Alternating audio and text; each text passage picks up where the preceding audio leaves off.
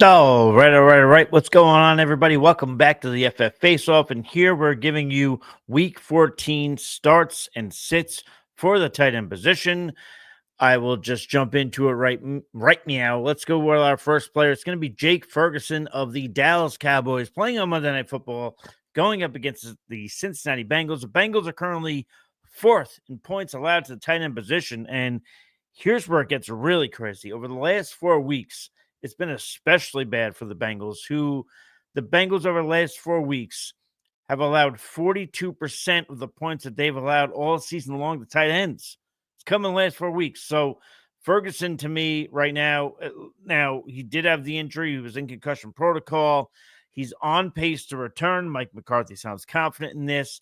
If for some reason Ferguson does not play, which I don't envision that happening, he's got a longer rest between Thursday going into Monday because this game's on Monday Night Football against the Bengals. If he doesn't play, put in Shoemaker, but I love him in this matchup, regardless of who it is. The Bengals defense is absolutely atrocious this year.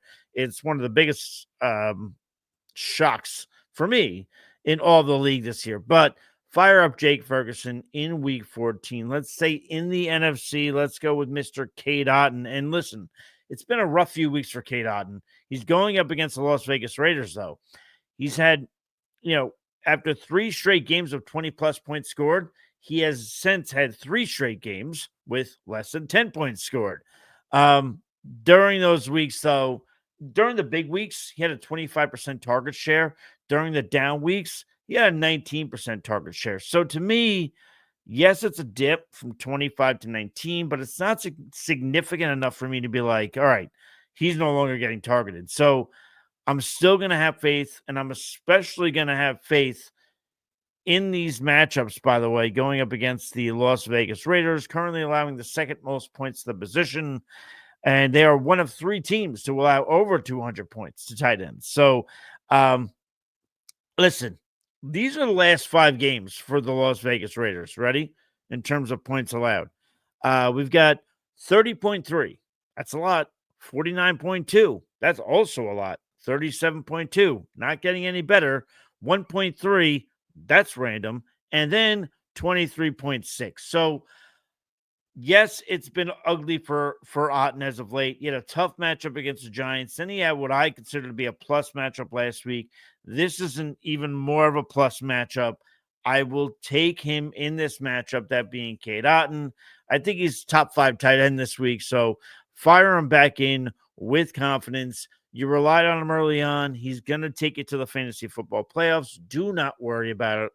Next on our list is going to be, if I could ever find the graphic, I'll happily pull it up for you, Mr. David Njoku of the Cleveland Browns playing at the Pittsburgh Steelers. Look, the last 3 weeks for David Njoku was 19.1, 3.9, 26.2. The Steelers have had 7 games with 10 plus points allowed, and 3 of those games have come in the last 3 weeks. With that in mind, it shouldn't be a huge surprise that the Steelers are 10th in points allowed to tight ends over the last 3 weeks. Granted, that 3.9 performance was against Njoku and the Browns. I get it. I'm not going to hide from that. But I'm relying a little bit more on the history of what Njoku has done against the Steelers. In the 4 previous matchups against the Steelers, Njoku has had 2 touchdowns and he's averaged 58.7 yards receiving. I'm coupling that with, we saw Monday Night Football. We saw what Jameis Winston did. He was Jameis. He threw for a ton of yards.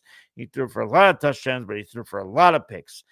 In there, though, was Jerry Jeudy getting absolutely peppered with targets. You want to go ahead and say that that was a revenge game spot against the Denver Broncos? Fine. Be that as it may, I think the Steelers are going to pay a little more attention to Jerry Jeudy, which I think opens things up a little bit more for David Njoku. So he is one of my favorite starts of the week. Let's go to the sits, though. Let's get to the bad news. And I'm going to go with Mr. Now, keep in mind, as I get into these, I get it. If it was a normal week, we're not discussing these options, but we're in week 14. We got 6 teams on bye. Somebody might be in a position where they might have to start one of these players depending on their league depth. So ride along this wave with me, if you will. Juwan Johnson going up against the New York Football Giants, playing in New York. Well, technically New Jersey, whatever. If you have a map in front of you. Either way, regardless of where he's playing against the Giants. I do not like him in this matchup. If you're thinking that there's opportunity here with Taysom Hill after the season, this is simply not the week for Juwan Johnson. The Giants are allowing the second fewest points to the position. That includes 7.68 points on a per game basis to tight ends. They have only had 3 games in which they've allowed 10 or more points, and that's the same amount of games in which the Giants have allowed less than 5 points to tight ends. So the Giants are no slam dunk here in terms of fantasy football matchups, as bad as they are.